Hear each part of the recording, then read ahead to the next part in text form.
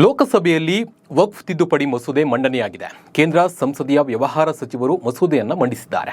ಲೋಕಸಭೆಯಲ್ಲಿ ಮಂಡನೆಯಾದ ವಕ್ಫ್ ಮಸೂದೆಯ ಉದ್ದೇಶವೇನು? ತಿದ್ದುಪಡಿ ಮಸೂದೆ ಮಂಡನೆಗೆ ಕಾರಣ ಏನು? ಆಡಳಿತ ಪಕ್ಷ ಮತ್ತು ವಿಪಕ್ಷ ನಡುವೆ ಏನೆಲ್ಲ ಚರ್ಚೆ ಆಯಿತು ಅನ್ನೋ ಬಗ್ಗೆ ಸಂಪೂರ್ಣವಾದ ಮಾಹಿತಿಯನ್ನು ನಾನು ನೀಡ್ತೀನಿ. ನಾನು ನಿಮ್ಮ ಶಿವರಾಜ್ ಬಾಣಂಕಿ. ನೀವು ಸುದ್ದಿಯನ್ನದ ಸಬ್ಸ್ಕ್ರೈಬರ್ ಆಗೋದನ್ನು ಮರಿಬೇಡಿ. ಹಾಗೆ ಈ ವಿಡಿಯೋವನ್ನು ಕೊನೆ ತನಕ ನೋಡಿ.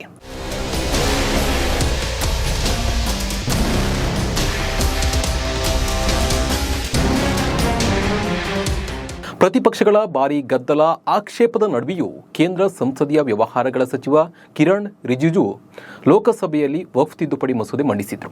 ಲೋಕಸಭಾ ಕಲಾಪದ ಪ್ರಶ್ನೋತ್ತರ ವೇಳೆಯಲ್ಲಿ ಸಚಿವ ರಿಜಿಜು ಅವರು ವಕ್ಫ್ ತಿದ್ದುಪಡಿ ಮಸೂದೆಯನ್ನು ಮಂಡಿಸಿ, ಜಗತ್ತಿನ ಅತಿ ಹೆಚ್ಚು ವಕ್ಫ್ ಆಸ್ತಿ ಭಾರತದಲ್ಲಿದೆ, ಆದರೂ ಭಾರತದ ಮುಸ್ಲಿಮರು ಬಡವರಾಗಿದ್ದಾರೆ. ಆ ನಿಟ್ಟಿನಲ್ಲಿ ಆರ್ಥಿಕವಾಗಿ ಶ್ರೀಮಂತವಾಗಿರುವ ವಕ್ಫ್ ಮಂಡಳಿಯನ್ನ ಬಡ ಮುಸ್ಲಿಮರ ಏಳಿಗೆಗಾಗಿ ಬಳಸಲಾಗುವುದು ಅಂತ ಅವರು ತಿಳಿಸಿದ್ರು. ವಕ್ಫ್ ಕಾಯ್ದೆ ಸ್ವತಂತ್ರಕ್ಕಿಂತಲೂ ಪೂರ್ವದಲ್ಲೇ ಚಾಲ್ತಿಯಲ್ಲಿತ್ತು ಅಂತ ಹೇಳಿದ್ರು. ಹಾಗೆ ಕೇಂದ್ರ ಸಮಿತಿಯಲ್ಲಿ ಯಾರೆಲ್ಲ ಇರ್ತಾರೆ ಅಂತ ಸಚಿವರು ತಿಳಿಸಿಕೊಟ್ರು.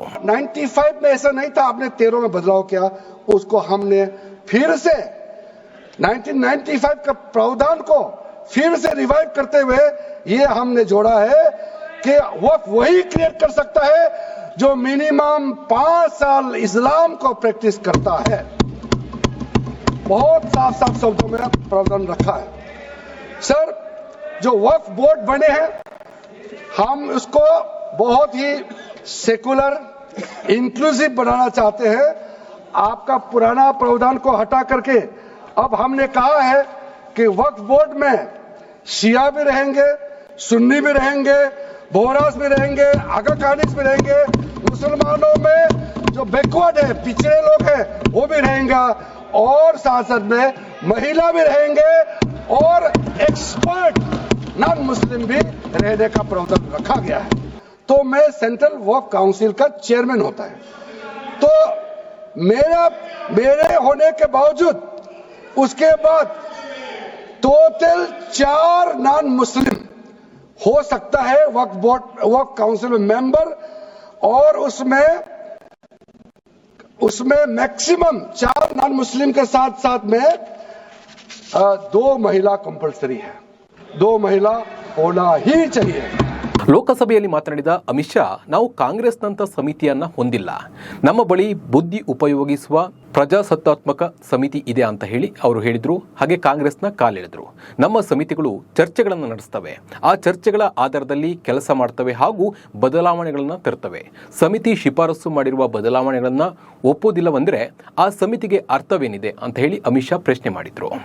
ಭಾರತ ಸರ್ಕಾರ की कैबिनेट ने इस बारे में एक बिल अप्रूव कर सदन के सामने रखा. आपके द्वारा ये बिल जॉइंट पार्लियामेंट्री कमेटी को दिया गया, जिसका विपक्ष का भी बड़ा आग्रह था. कमेटी ने इस पर सुविचारित रूप से अपना मत प्रकट किया. वो जो मत प्रकट हुआ वो मत फिर से कैबिनेट के सामने गया. कमेटी के जो सुझाव थे ये भारत सरकार की कैबिनेट ने स्वीकार किए और अमेंडमेंट के रूप में किरण रिजिजू जी लेकर आए. ये तभी होता है जब ये ऑफिशियल अमेंडमेंट कैबिनेट की अनुमोदन के बगैर आता है. मान्यवर, मैं नहीं मानता इसमें कोई पॉइंट ऑफ ऑर्डर है, और आपका ही आग्रह था कि कमेटी जॉइंट पार्लियामेंट्री कमेटी बने. अगर कमेटी ने कोई बदलाव ही नहीं करने हैं तो ये कांग्रेस जैसी कमेटियां नहीं, हमारी लोकतांत्रिक कमेटी है मान्यवर, जो दिमाग चलाती है. कांग्रेस के जमाने में कमेटियां होती थी जो थप्पा लगाती थी. हमारी कमेटी चर्चा करती है, चर्चा के आधार पर विचार करती है और परिवर्तन करती है. अगर परिवर्तन को स्वीकार ही नहीं करना है तो कमेटी काहे को लिए है भाई. ಇನ್ನು ವಕ್ಫ್ ತಿದ್ದುಪಡಿ ಮಸೂದೆಗೆ ಕಾಂಗ್ರೆಸ್ ತೀವ್ರ ವಿರೋಧವನ್ನು ವ್ಯಕ್ತಪಡಿಸಿದೆ. ಲೋಕಸಭೆಯಲ್ಲಿ ಕಾಂಗ್ರೆಸ್ನ ಉಪನಾಯಕ ಗೌರವ್ ಗೊಗೊಯ್ ವಕ್ಫ್ ತಿದ್ದುಪಡಿ ಮಸೂದೆಯ ಬಗ್ಗೆ ಮಾತನಾಡಿದ್ದು, ನೀವು ಯಾವ ಸಂದೇಶವನ್ನು ನೀಡಲು ಬಯಸ್ತಾ ಇದ್ದೀರಿ ಅಂತ ಹೇಳಿ ಅವರು ಪ್ರಶ್ನೆ ಮಾಡಿದ್ದಾರೆ. ಭಾರತದ ಸ್ವತಂತ್ರಕ್ಕಾಗಿ ಹೋರಾಡಿದ ಸಮುದಾಯ, 1857ರಲ್ಲಿ ಮಂಗಲ್ ಪಾಂಡೆ ಅವರೊಂದಿಗೆ ತನ್ನ ಪ್ರಾಣವನ್ನ ತ್ಯಾಗ ಮಾಡಿದ ಸಮುದಾಯದ ಗೌರವ ಘನತೆಗಳಿಗೆ ಸರ್ಕಾರ ಮಸಿ ಬಳಿತಾ ಇದೆಯಾ ಅಂತ ಅವರು ಪ್ರಶ್ನೆ ಮಾಡಿದ್ದಾರೆ. ಇನ್ನು 2013ರ ತಿದ್ದುಪಡಿಯ ನಂತರ ವಕ್ಫ್ ಮೇಲೆ ಹೈಕೋರ್ಟ್ಗೆ ಕಂಟ್ರೋಲ್ ಇಲ್ಲ ಅನ್ನೋ ಸುಳ್ಳು ಸುದ್ದಿಯನ್ನ ಬಿಜೆಪಿ ಹಬ್ಸ್ತಾ ಇದೆ. 1997ರ ಪ್ರಕಾರ ವಕ್ಫ್ ಚಟುವಟಿಕೆ ಮೇಲೆ ನಿಯಂತ್ರಣ ಹೊಂದಲು ಕೇಂದ್ರಕ್ಕೆ ಅವಕಾಶ ಇರುತ್ತೆ. ರಾಜ್ಯ ಸರ್ಕಾರ ತನಗೆ ಸರಿ ಕಂಡಂತೆ ಆದೇಶ ನೀಡಬಹುದು. ಆದರೆ ವಕ್ಫ್ ಆದೇಶ ದುರ್ಬಲ ಇದೆ ಅಂತ ಹೇಳಿ ಬಿಜೆಪಿ ಹೇಳ್ತಿದೆ ಅಂತ ಹೇಳಿ ಅವರು ವಾಗ್ದಾಳಿಯನ್ನ ನಡೆಸಿದ್ರು ಬಿಜೆಪಿ ಮೇಲೆ. आज बार बार ये एक भ्रम फैलाया जा रहा है कि हाईकोर्ट का कोई भूमिका नहीं है. एक भ्रम फैलाया जा रहा है कि जो वक्फ का जो ये एक ट्राइब्यूनल का जो ऑर्डर आता है वही है, उसके बाद हाईकोर्ट पावरलेस है. ऐसी बात नहीं है. आप पेरेंट एक्ट पढ़िए. आप पेरेंट एक्ट में अगर सेक्शन 83 पढ़ेंगे, पेरेंट एक्ट में सेक्शन 83(9) उसके बाद क्या लिखा गया है? provided that a high court may on its own motion or on the application of the board or any person aggrieved call for and examine the records relating to any dispute and may confirm or reverse the decision. ये power high court में parent act में है ही 2013 के संशोधन के बाद. तो क्यों बार बार आप ऐसा एक भ्रम फैला रहे हैं कि हाई कोर्ट का कोई रोल नहीं है? अगर कहीं अन्याय हुआ है, चाहे दक्षिण में हो, उत्तर में हो, उत्तर पूर्वांचल में हो, पश्चिम में हो, तो सेंट्रल गवर्नमेंट के पास वो पावर्स हैं.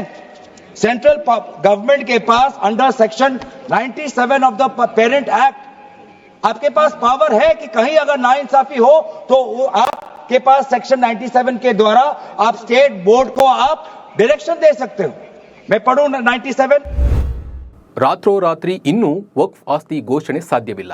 2024ರ ವಕ್ಫ್ ಮಸೂದೆಯೊಂದಿಗೆ ತರಲಾಗ್ತಿರುವ ಅತಿ ದೊಡ್ಡ ಬದಲಾವಣೆ ಏನೆಂದರೆ ವಕ್ಫ್ ಮಂಡಳಿಯ ಯಾವುದೇ ಭೂಮಿಯನ್ನು ವಕ್ಫ್ ಆಸ್ತಿಯಾಗಿ ಪರಿವರ್ತಿಸಲು ಅವಕಾಶ ನೀಡಿದ ಸೆಕ್ಷನ್ 40 ರದ್ದುಗೊಳಿಸುವುದು. ಬುಧವಾರ ಸಂಸತ್ತಿನಲ್ಲಿ ನಡೆದ ಚರ್ಚೆಯ ಸಂದರ್ಭದಲ್ಲಿ ಅಲ್ಪಸಂಖ್ಯಾತ ವ್ಯವಹಾರಗಳ ಸಚಿವ ಕಿರಣ್ ರಿಜಿಜು ಇದನ್ನು ವಕ್ಫ್ ಕಾಯ್ದೆಯ ಅತ್ಯಂತ ಕ್ರೂರ ಸೆಕ್ಷನ್ ಅಂತ ಹೇಳಿ ಕರೆದಿದ್ದಾರೆ. ಕಾಯ್ದೆಯಲ್ಲಿನ ಅತ್ಯಂತ ಕ್ರೂರ ನಿಯಮವೇನೆಂದರೆ ಸೆಕ್ಷನ್ 40. ಅದರ ಅಡಿಯಲ್ಲಿ ವಕ್ಫ್ ಮಂಡಳಿಯ ಯಾವುದೇ ಭೂಮಿಯನ್ನು ವಕ್ಫ್ ಆಸ್ತಿ ಎಂದು ರಾತ್ರೋರಾತ್ರಿ ಘೋಷಿಸಬಹುದು. ಆದರೆ ನಾವು ಆ ನಿರ್ಬಂಧಗಳನ್ನು ತೆಗೆದುಹಾಕಿದ್ದೇವೆ ಅಂತ ಹೇಳಿದ್ದಾರೆ. ವಕ್ಫ್ ಮಸೂದೆ 2024ರ ಉದ್ದೇಶ. ವಕ್ಫ್ ತಿದ್ದುಪಡಿ ಮಸೂದೆ 2024ರ ಉದ್ದೇಶ 1995ರಲ್ಲಿ ಬದಲಾವಣೆಗಳನ್ನು ತಂದು ವಕ್ಫ್ ಆಸ್ತಿಗಳ ನಿರ್ವಹಣೆಯಲ್ಲಿನ ಸಮಸ್ಯೆಗಳನ್ನು ಪರಿಹರಿಸುವುದು. ಈ ಮಸೂದೆಯ ಮೂಲಕ ಭಾರತದಲ್ಲಿ ವಕ್ಫ್ ಆಸ್ತಿಗಳ ನಿರ್ವಹಣೆ ಮತ್ತು ಆಡಳಿತವನ್ನು ಸುಧಾರಿಸಲು ಕೇಂದ್ರ ಸರ್ಕಾರ ತೀರ್ಮಾನಿಸಿದೆ. ಮಸೂದೆ ಮಂಡನೆಗೆ ಎನ್ಡಿಎಗೆ ಸ್ಪಷ್ಟ ಬಹುಮತ. ಲೋಕಸಭೆಯಲ್ಲಿ ಎನ್ಡಿಎಗೆ ಸ್ಪಷ್ಟ ಬಹುಮತ ಹೊಂದಿದ್ದರಿಂದ ವಿಧೇಯಕ ಅಂಗೀಕಾರವಾಗಲು ಯಾವುದೇ ಸಮಸ್ಯೆ ಎದುರಾಗುವುದಿಲ್ಲ. ಬಿಜೆಪಿ ಮೈತ್ರಿಕೂಟದ ಪ್ರಮುಖ ಪಕ್ಷಗಳಾದ ಟಿಡಿಪಿ, ಜೆಡಿಯು, ಶಿವಸೇನೆಯ ಏಕನಾಥ್ ಶಿಂದೆ ಬಣ, ಪವನ್ ಕಲ್ಯಾಣ್ ನೇತೃತ್ವದ ಜನಸೇನೆ, ಜೆಡಿಎಸ್, ಎನ್ಸಿಪಿ ಸೇರಿದಂತೆ ಹಲವು ಪಕ್ಷಗಳು ಬೆಂಬಲವನ್ನು ಸೂಚಿಸಿವೆ. ಇದು ಲೋಕಸಭೆಯಲ್ಲಿ ಅಂಗೀಕಾರ ಆಗ್ತಾ ಇದ್ದಂತೆ ಭಾರತದಲ್ಲಿ ದೊಡ್ಡ ಮಟ್ಟ ಗಲಾಟೆ ಕೂಡ ನಡೆಯುವ ಚಾನ್ಸಸ್ ಇದೆ. ಯಾಕಂದ್ರೆ ಈ ಸಮುದಾಯದವರು ತಿರುಗಿ ಕೂಡ ಕೇಂದ್ರ ಸರ್ಕಾರದ ಮೇಲೆ ಬೀಳಬಹುದು, ಪ್ರೊಟೆಸ್ಟ್ ಕೂಡ ಮಾಡಬಹುದು. ಈ ಬಗ್ಗೆ ನಿಮ್ಮ ಅನಿಸಿಕೆ ಮತ್ತು ಅಭಿಪ್ರಾಯವನ್ನು ಕಮೆಂಟ್ ಮೂಲಕ ತಿಳಿಸಿ. ನಮಸ್ಕಾರ.